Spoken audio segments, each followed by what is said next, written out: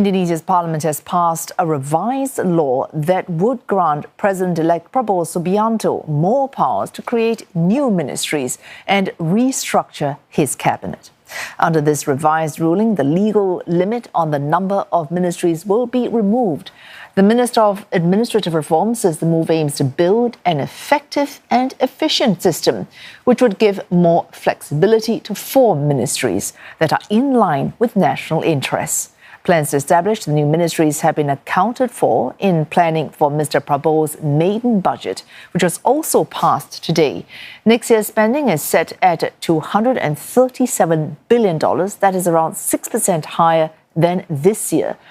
The fiscal deficit is projected to be 2.53% of GDP for 2025. That is lower than the 2.7% projected for the current year. The plan assumes economic growth of 5.2%. A small increase from the forecast for 2024. And for more, Chandni Vatvani joins us live from Jakarta. Chandni, how does this revised ruling for Mr. Prabowo changing the number of ministries, how would that benefit him ahead of his taking office in October? Well, Wesu, to really break the details down, the revised law removes the 34 minister limit that was previously mandated, and it inserts a clause that would allow appointments in accordance with the president's needs, of course, taking into consideration the effectiveness of governance. Now, firstly, this will offer greater flexibility for President-elect Prabowo Subianto when it comes to appointing ministers at his discretion. And with the 34 minister cap gone, there have also been reports suggesting that Mr. Prabowo's cabinet could potentially be made up of over 40 ministers. Now, observers say that allowing a larger amount of ministerial posts mean a wider distribution of posts for Mr. Prabowo's allies. A potentially bloated cabinet then also means that Mr. Prabowo will be able to bring in as many political parties as possible to his government. Remember, Mr. Prabowo is backed by 7 political parties controlling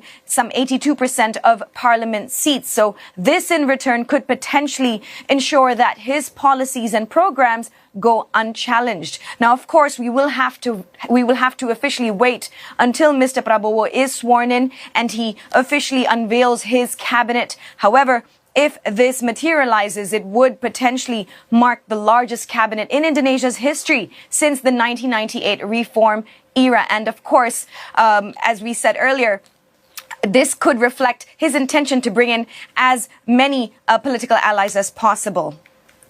Chandni, of course, there are other factors to consider, but would this, in your words, bloated cabinet prove a burden on Mr. Prabowo's budget?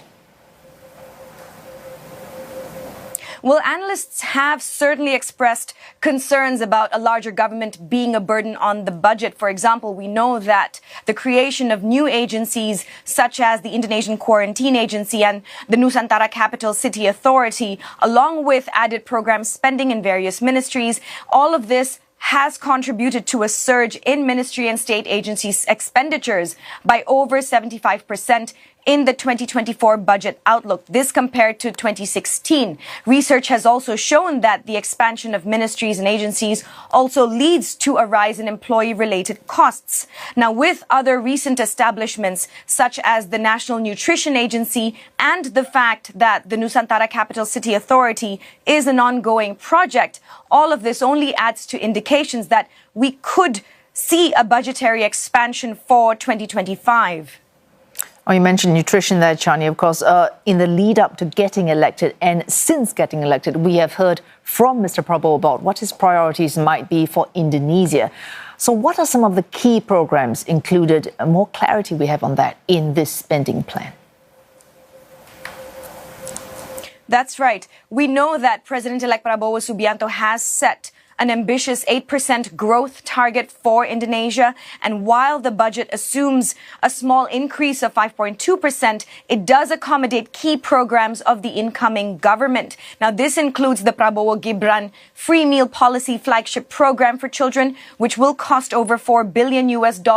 There's also free health checkups, the building of hospitals, school renovations, and food security initiatives. So we'll be keeping an eye on all of this and more as inauguration day heads up. Thanks to Chandni Vatvani reporting live to us there from Jakarta.